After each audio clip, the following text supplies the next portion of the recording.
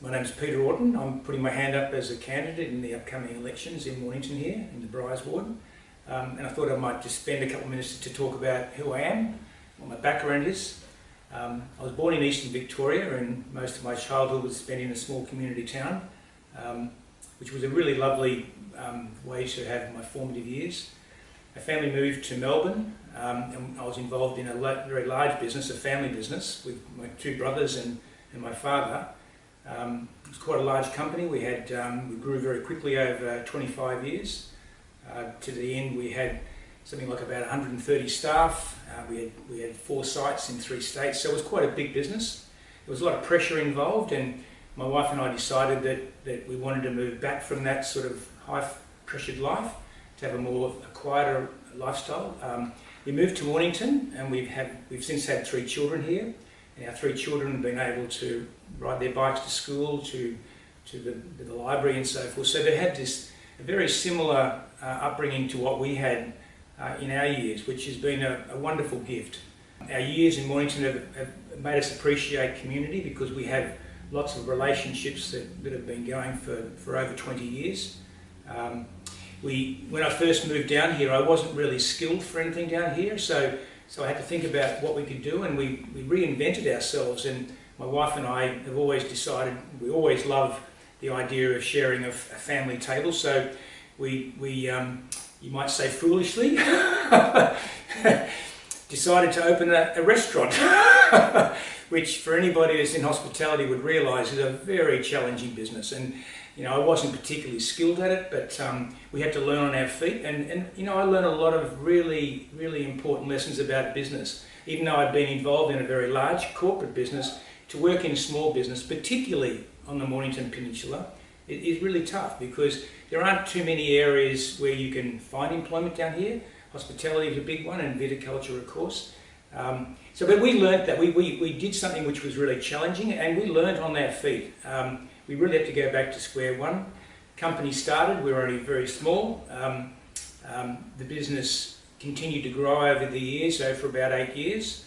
When we moved away from the business, we had something like 90 staff, so they were both full-time and part-time. We operated the cafe in the Mornington Library. We also had the contract for the Shire to be able to supply cheese platters, fruit platters to all the different sites. So the business had many areas to how it worked. Plus it was a business that actually did book signings. We also did blues music.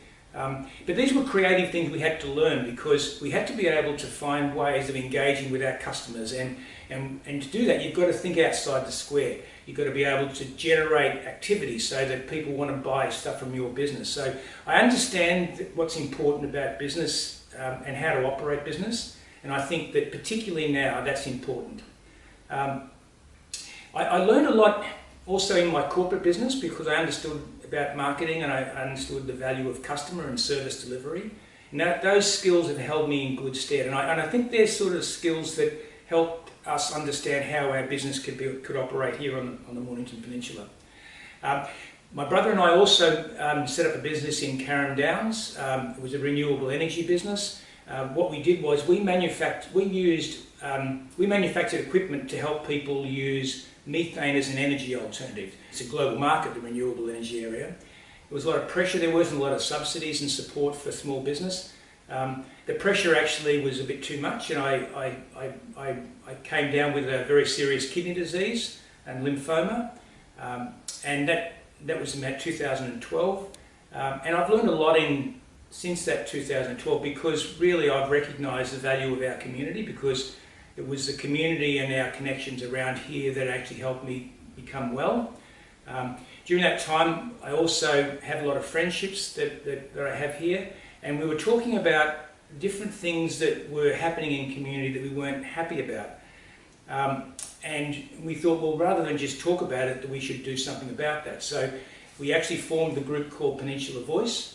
It's a voluntary organisation, and over the years we've run many very large forums on issues like family violence, on substance abuse, on addiction, on suicide, mental health, a lot of really challenging subjects, and Peninsula Voice has been able to be quite successful, and a lot of those events we had 400 or 500 people attend. And we've done the whole thing on a shoestring. But, and this is the point I wanted to get to, part of the reason that Peninsula Voice was able to be successful is because we had a very supportive council.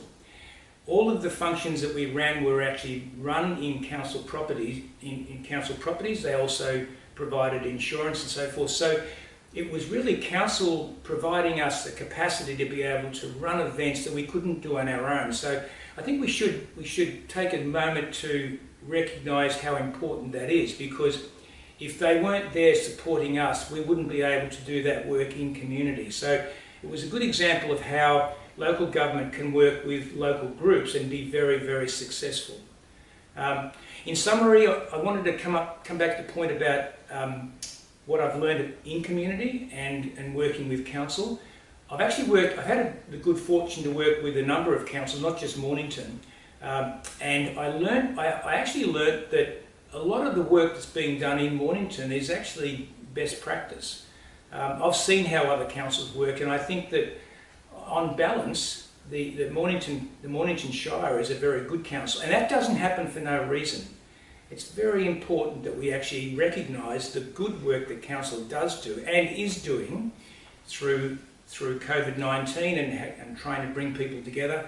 And that work, they can't do that on their own. So I think we need to actually get along and acknowledge the good work they do and find other ways that we can actually work with them to be successful. So I'm putting my hand up because I've also seen the way Sam Hearn has grown over the last 4 years, and he's done some really, really wonderful work. And I'd like to think that I can actually do work in a similar vein for my community. So give me a chance, vote for Peter Orton in the Briars Ward.